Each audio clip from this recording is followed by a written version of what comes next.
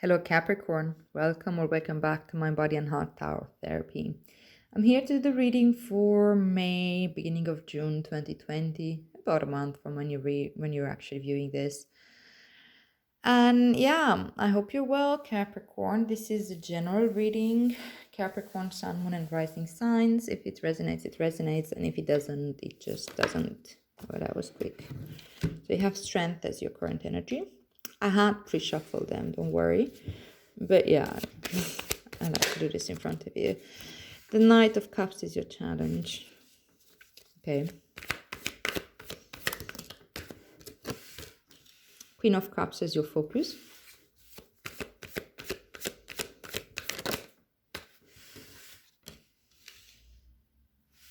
Eight of Wands is your advice.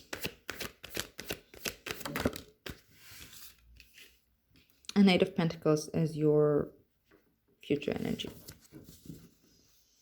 Bottom of the deck, you have the Three of Wands as the underlying energy, the theme of your reading, all right? So, Capricorn, what's going on with you here?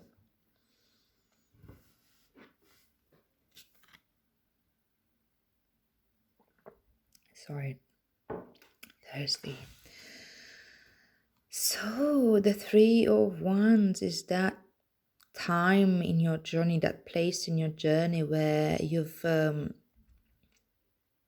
taken a choice and you started taking the first steps in the direction that you want to go.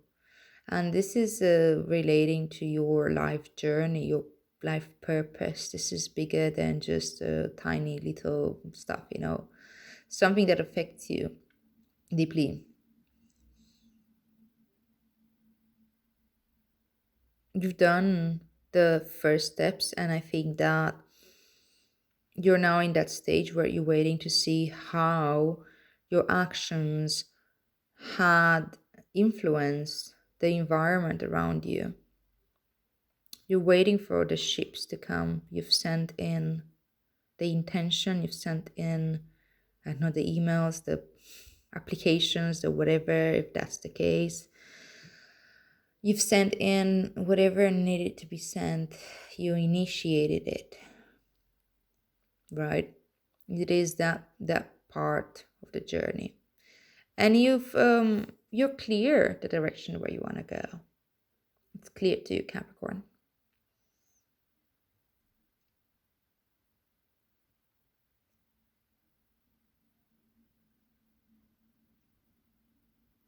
This is spiritual growth for you. You have the Three of Wands, right? The Wands talk about the spiritual aspect of your being, and three is like growth. It's two things coming together to become something bigger. It's like when you've increased your awareness, your level of awareness.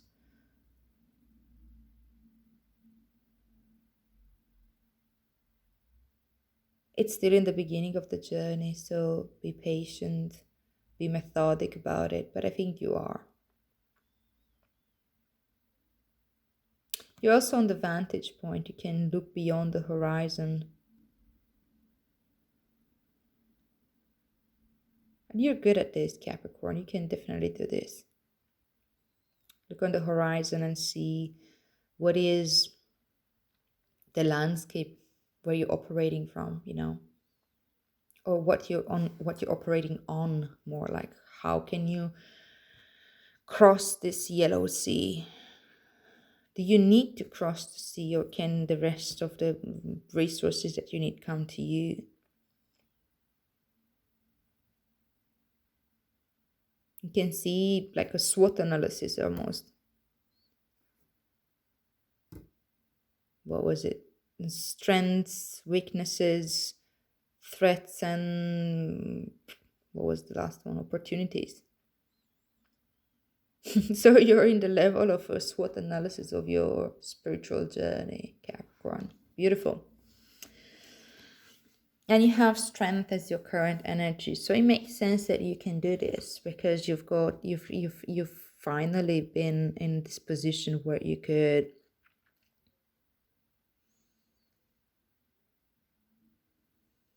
connect two separate parts of yourself, the wise part and the wild part. The lady, she represents purity and wisdom, and for some reason I think of the rationality as well.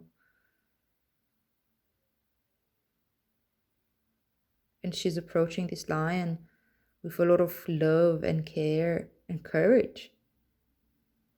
But that courage, like the way she's approaching the lion, which symbolizes your fears, your untamed part of your unconscious, the part that you can't really control and you can't really contain, and you won't ever.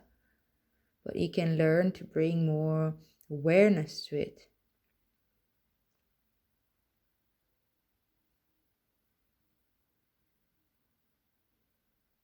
Through love and compassion.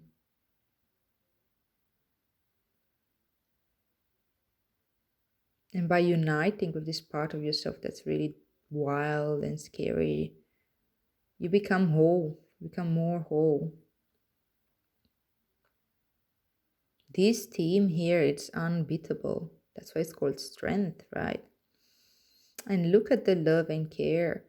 Look how willing is the lion to be petted. And look at her, how gentle she interacts with him. This is not a relationship of power. She doesn't have power over the lion. It's a communion. It's a partnership that comes from trust and love and willingness to be vulnerable. So I think you're there, baby. I think you've done this work or doing this work right now of integration. You start seeing the strength that it really brings. We're usually terrified of that side of us. And it takes a long time till we muster the courage to actually approach it with love rather than trying to put it down or fight it. And that's why we actually get the worst reaction from our wild side, when we are trying to contain it, right? We're trying to tell it what to do or what to not do. But this is full acceptance here. And willingness to be present, to show up. Beautiful, beautiful, beautiful, beautiful. So this is like giving you that strength and that awareness to move this to look to become, I don't know, wow. Grow one step forward in your path. Okay, so you have the Knight of Cups as your challenge.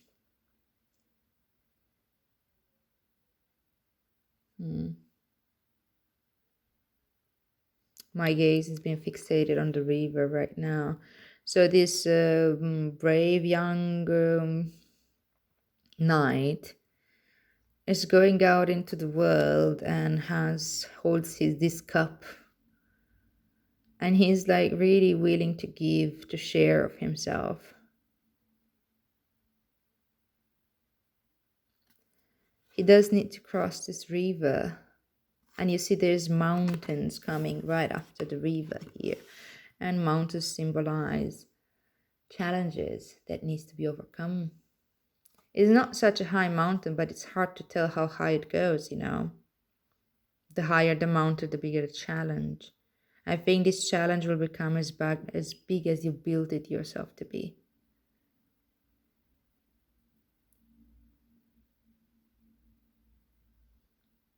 Maybe you're trying to reach out to someone else outside of yourself.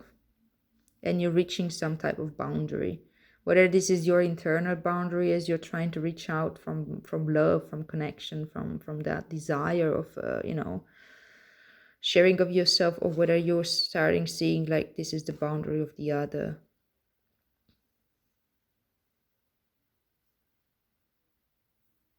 And I think it's important to learn how to cope with this, because boundaries are important, but they're also not there to contain us forever.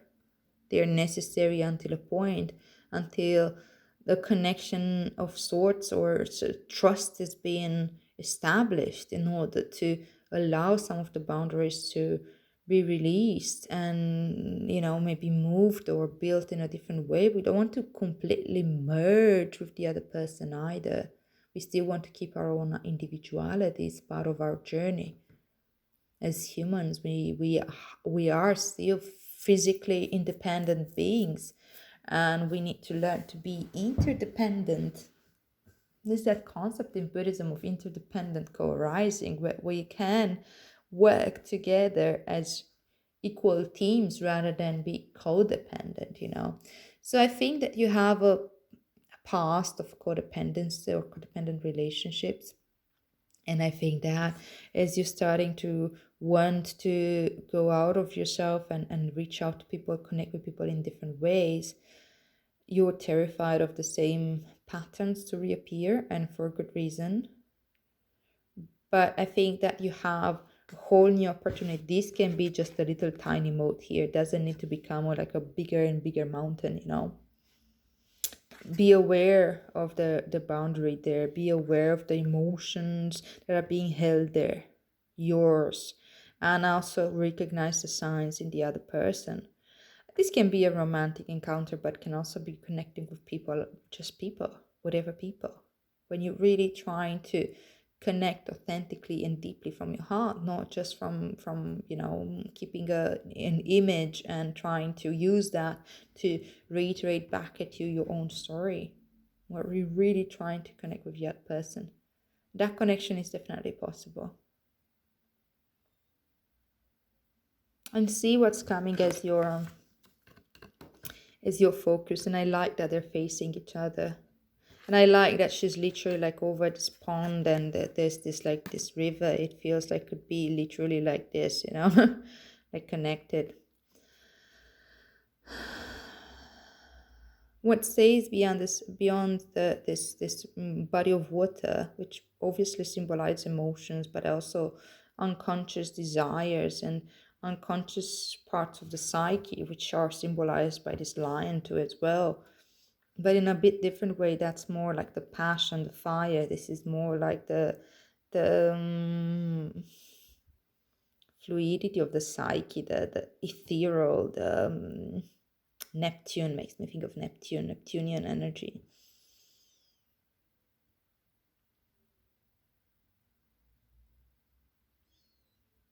And I think the message here is that with the focus on Queen of Cups is to truly reflect. Take one step and feel into it. Sit with it, feel into it, see how that feels, and be honest with how it feels.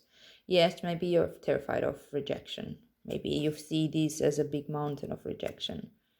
And you're like, I'm not even getting out of my own comfort zone. I'm not even talking about knocking at the door of the other person or making an offer of sorts because I'm afraid of rejection. Okay, feel it, sit with it. See what messages you get from that. See where is that really coming from. And see if that's necessarily the case. Maybe you're actually getting some cues there that's very clear indication that that person is not reciprocating or not interested in communing in any way with you. But maybe it's just your projection. You can only know when you sit with it, when you really sit in your in a reflective state with your emotions and with kindness, with real kindness, being truly present. Like this is what you're learning with the strength, right? And then maybe you walk a bit further and you actually realize that you're reaching the boundary of another person. How can I approach this with love and compassion? I can see a big boundary there. I can see a big shield being raised that probably is covering up a very deep wound. How do I approach this? Again, by sitting with it, by allowing space, by being truly compassionate and relating to that, not making it personal, understanding that that shield is there from a very old wound, and see if you can maybe bring it up somehow, or have some beautiful, gentle awareness around it. Feeling your way into it. This is very intuitive, very, very intuition guided energy. And Capricorn, you may not be very comfortable with that. That's not what you identify yourself with. But this is the opposite sign of Cancer. This is where Cancer mostly shines, And when we are growing as human beings or as souls, as whatever, is when we're starting integrating more of the traits of our opposite sign. And we've had the North Node, South Node, North Node in Cancer, South Node in Capricorn. They have been very heavy on you, and you've learned a lot from that.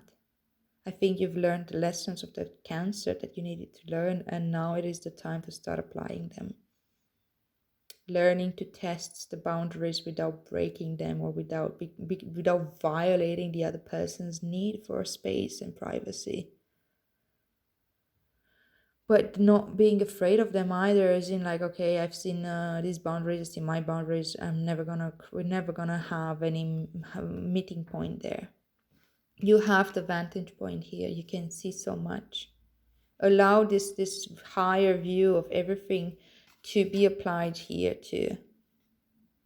See a little bit what's beyond and see further ahead, more than your emotional limitations. Your emotions are there to inform you, but not for you to define yourself by them. And you see, you have the Eight of Wands as your advice. And advice, again, it's of the fire, and it talks about communication. It is a type of communication that comes from full awareness. It's a type of communication that does not come from the ego, that does not come from the manipulations of the mind of trying to get your agenda through. It's a communication that comes from pure awareness, from the awareness that you're more than just your mind or just your emotions or just your body. That awareness that you are more than the sum of your parts. Is that awareness that we are separated and yet we are connected? Is that awareness that we can, if we are being gentle and compassionate, become interdependent and use this to rise together as beings united through love? Can you communicate from that space? I know you have it within you. I know that you're aware of that. But can you allow that to come out in that way and put that type of energy out there in whatever relationship you find yourself in? Romantic, somebody new, somebody old, family, work, everywhere.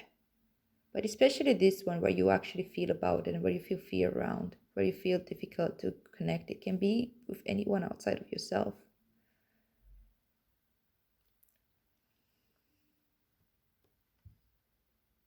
This is truly beautiful, Scorpio. Allowing of this type of vulnerability and reflective state of truly honoring both your own vulnerability and also other people's. And not having to keep down your impulses and your needs and your sexuality and your power, but rather acknowledging it and owning it and uniting with it. But that's what gives you the biggest wisdom of them all, the power of vulnerability and compassion, which is not easy to access when we are in survival mode or in fear. But I don't feel that you're anywhere near that. I think that you're in a very good position to really learn how to work with these boundaries that were born of certain triggers and scars. And you see, you have a future energy, you have this Eight of Pentacles, which means mastery or near mastery, somebody who's doing something out of love and love for the craft, love for the doing of it, loving to really put in time and energy and that kind of commitment. And this is 1, 2, 3 eights. There's so many eights in this reading. Seriously, it's something on the collective level. We're all going through an energy of the number 8, which means stability, which means structure, which means both the higher realm and the lower realm coming together into this, like, balance of the infinity. But it also can mean a loop. There's going to be growth needed afterwards as well. We can't get stuck in the loop. But it is a good place to be. It's a need for this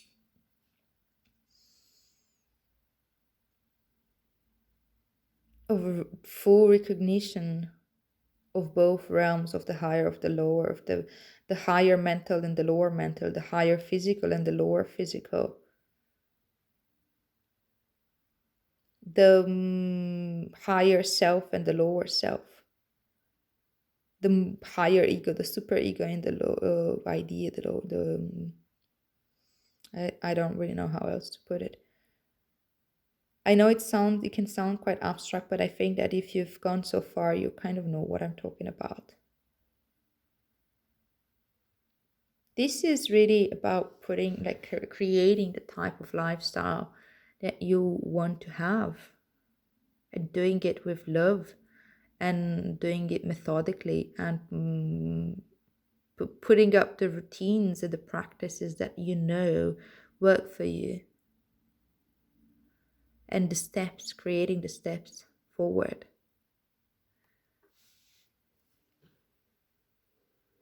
I want to ask, what is it that you're building here? The Eight of Pentacles. What is this Eight of Pentacles building up to? Exactly, that connection and love. Really connecting from healthy places with a partner or potential partner, with anyone. But we can connect with anyone, even with stranger, from a place of love. We can connect with our friends in a completely new and different ways, when we're not coming out of fear or out of power games. Well, we don't need validation, but we just look and seek to taste and to help each other when it's needed, to hold space for each other, to get to know the other person with a thirst of knowledge. Not because I expect you to save me or because I want something from you, no agenda.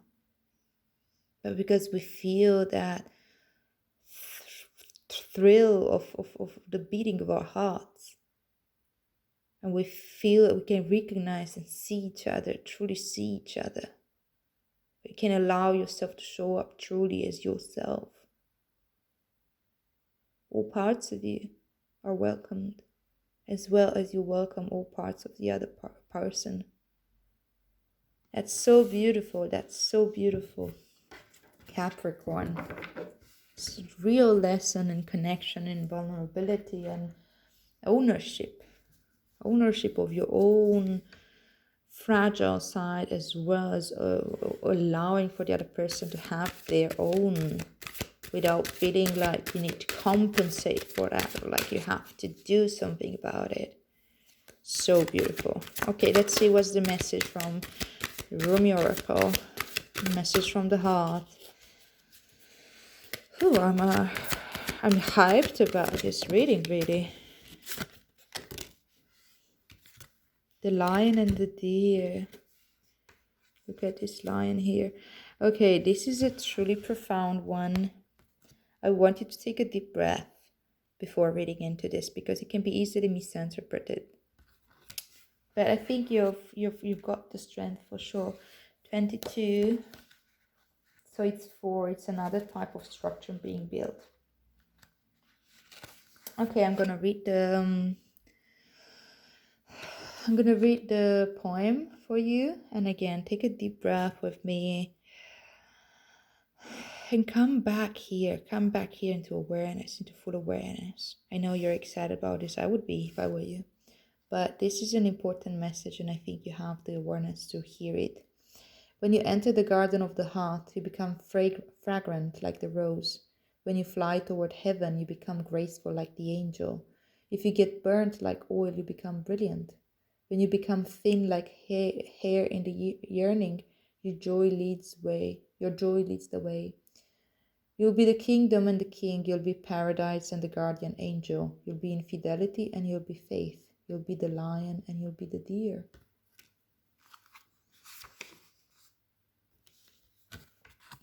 Okay, I'll read it as it comes. Hello, my old friend. Do you remember me? We are the oldest of friends, ancient soulmates. We are acquainted over many lifetimes past and through many lessons learned together in the schools of life. So here we meet again in the advanced spiritual training of the human experience, with the earth as our classroom. The moment is upon us to leave behind what we have once known and to open up to greater mystery of life again. Our souls leapt from the divine oneness through the river of forgetfulness. There's a river. And now dive into a body and a life. What journey that leap begins. Let us embark on this studious adventure together. Let us honor the tiger and the lamb within each other, the lion and the deer. I can witness in you both the raging warrior who fights with unbreakable honor, and the healer who brings together those things torn apart. Of course, for are we not all things? Are we not human and angel, animal and spirit? Are we not heaven and earth? Are we not divine? And in being divine, being all things are divine. So we are here together in the school of love, not for the soul who still adheres to preference instead of curiosity, not for the soul who craves comfort instead of devotion to divine adventure. We must be like lovers, you and I, if we are to take these lessons. We must be willing to become mad with passion, crazy enough to chase the great beloved, even if it means forgetting who we are for a time, and to have the sacred delight of rediscovery, breaking some rules and looking like fools. Well, what could be greater than becoming a fool for love? That will do for us. That will do well. Let us be fools for love together.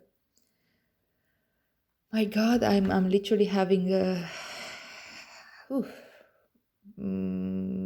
what they're called, body shivers, whatever. Because of this, look at the imagery here. Look at the imagery of the strength and the unification between this exact two. Is like the lion and the deer. Well, it's not a deer, but it could easily become like a deer. And the unification of these two different aspects of yourself, and then of invitation to real deep love. Okay, I'm gonna keep reading. So shall we become study mates? We recognize each other even in all of our varied grabs, bright or somber, wild or gentle. We'll become the most enthusiastic students in the school of love, urging each other on to ever greater feats of passion and devotions. How we shall outdo each other in grand gestures and our unwavering commitment. This oracle brings you a special message. You are rediscovering a part of yourself that has been lost or submerged underneath more practical concerns.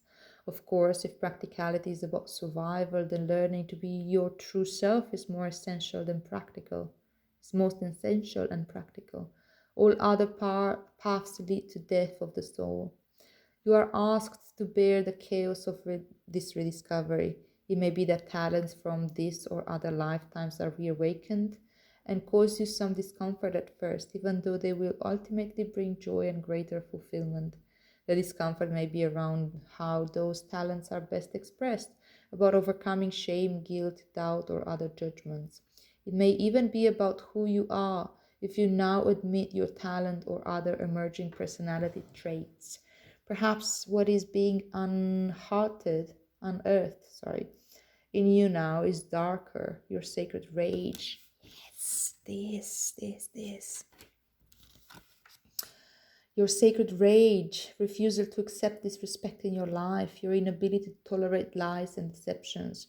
Well, then you are the lion and the deer. That is nature. There is to be both in the world. You are not becoming contradictory or hypocritical. You are becoming whole. The guidance this oracle brings is that you shall prosper most now if you are willing to unbecome what you have believed yourself to be. It was never really true anyway, that view. It was partial at best, and just a view, an identity, not a genuine reality. Some of your previous sense of self shall likely come with this transition into the fuller experience of your being, and some of that previous identity shall be shed as far to limiting. It just won't feel true for you anymore if it ever did. Any crisis or confusion this brings you shall be temporary fuel to ignite the divine fires within. They simmer into life, cooking you from within, bringing all of your flavors, spicy and sweet, bitter and sour, into perfect balance so that your being, your presence becomes an exquisite dish served up as a divine feast. You shall become nourishment for the world in perfect balance. Your being will hold all, for it holds all within it. It will deny nothing and become a tonic to feed every taste, every appetite, every hunger, and every deficiency. What an extraordinary, sublime meal you shall be. How your presence shall nourish the world. It all begins with shedding the either and the or, and recognize instead the all. With such wild permission for unconditional love, you shall thrive in your beingness and feed the hungry world with a meal complete, satisfying, and exquisite. My goodness, you're on to something really big here, Capricorn. And yes, this I interpreted this more of an outside thing, like wanting to show off yourself to other. It can manifest itself in this way, but ultimately it's still about this inner balance, about discovering new parts of yourself that you didn't know or you forgot, or you didn't even know you can possess. But they are all yours to be discovered and welcomed back into this all unity. So it's so beautiful, Capricorn. Thank you so much for being here. Thank you so much for doing this work that you're doing, and for taking this journey, which is again very inspiring. So yes, if you resonated with this reading, if you've gone this far, please like, share, and subscribe, and feel free to comment how you relate to this. And yeah, I'll see you. Have a wonderful month, and I'll see you here next month. May our practice benefit all beings.